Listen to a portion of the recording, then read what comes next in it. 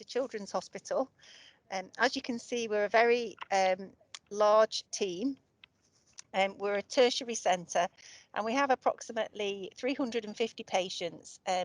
Not all of them are type 1. We have approximately 280 patients with type 1 diabetes, and we have lots of other speciality kinds of diabetes, including neonatal diabetes, etc., and MODIs, as well as CF related diabetes.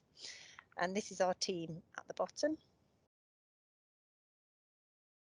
So as part of the QI project, when we got together, we came together with a common purpose, which is to empower young people alongside their families to achieve better long-term health outcomes through holistic and personalised approaches in order to fulfil their aspirations and reach their maximal potential.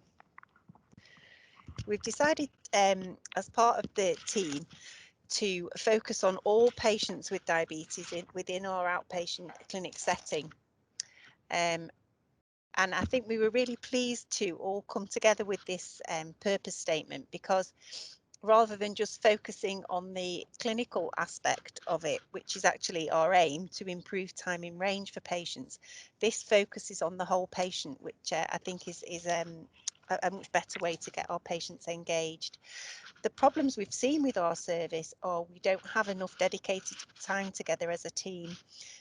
The doctors, psychologists and dietitians all have split roles, so it's hard for us to get together to meet, but we do usually meet every Friday afternoon after our clinic for a meeting. In the word cloud there, these were some of the things we asked ourselves what great would look like to our team, and these were some of the comments that we got back from this in the very initial stages of the QI project. So our improvement journey so far is we've learned that we have lots and lots of ideas, and that we all want to support our family holistically, regardless of our roles, and we want to be consistent as well. We've mapped our clinic process, and that was quite complicated really, because I think what we found out was that the nurses were doing a lot of work before clinic that none of us realized they were doing. So this it's hard to get that down, but we've managed to do a process chart for that, which was really helpful. And we've also managed to during one of our meetings, we felt that we were quite a reactive service in terms of we discuss patients after clinic, and because we have limited time together, we rarely talk about patients before clinic, which we thought would be a more useful way of getting us prepared for the actual management of the clinic, and also to discuss any issues that may arise with patients. So as a team, we feel we've improved our team engagement, and also we've started to try and get our meetings more purposeful, as per one of the videos we've watched, and we have a sort of template now for our meetings. We initially were trying to collect data to achieve our aim of improving time in range for all patients by 5%. However, the data collection was proving quite difficult for that. So what we decided to do was just use CGM and flash data.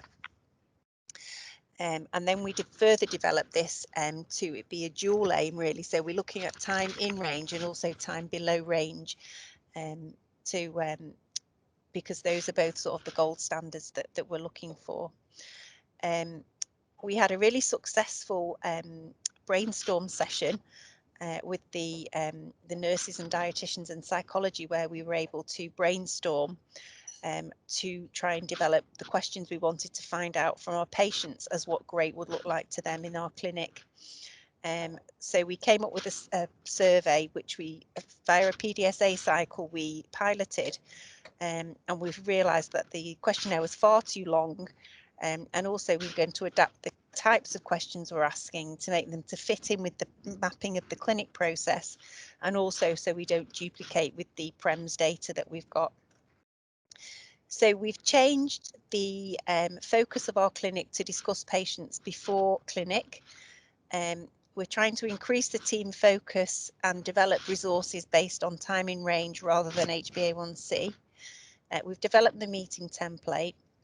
Obviously, the barriers have been clinical work pressures, We've also struggled as a team because we've had so many ideas, it's hard to pinpoint the actions. So that's sort of our next step. And the other challenge has been trying to manage the meetings virtually. It's hard to brainstorm and have post-it notes, etc., when you're meeting virtually. And to overcome the barriers, because not everybody can get to the all the meetings, we've got the QI journey captured on a shared PowerPoint document that everybody can access. We've also adapted our virtual meetings so some of us can meet face to face. And we've also sort of using different technologies such as WhatsApp, etc., to share the videos and plan our meetings. We found the national timing range targets as helpful new information for us, and we've also been liaising with some other teams that have an impact on our service. So the most important learning we've had so far is that it's difficult to get a consensus on a virtual meeting to pinpoint actions, and we think to address this we'd probably like to develop smaller working groups. And in terms of the impact on what we plan to do, well, we've got the clinic process mapped, so we're aiming to sort of have the pre-clinic list and preparation as a sort of ongoing action. We're trying to communicate via multiple media, and it requires really strong leadership to try and keep the team on focus. And I've personally found that it's important, especially with the virtual meetings, to ask clear questions so that you can get a good response from the other people on the meeting. And that's all from Manchester.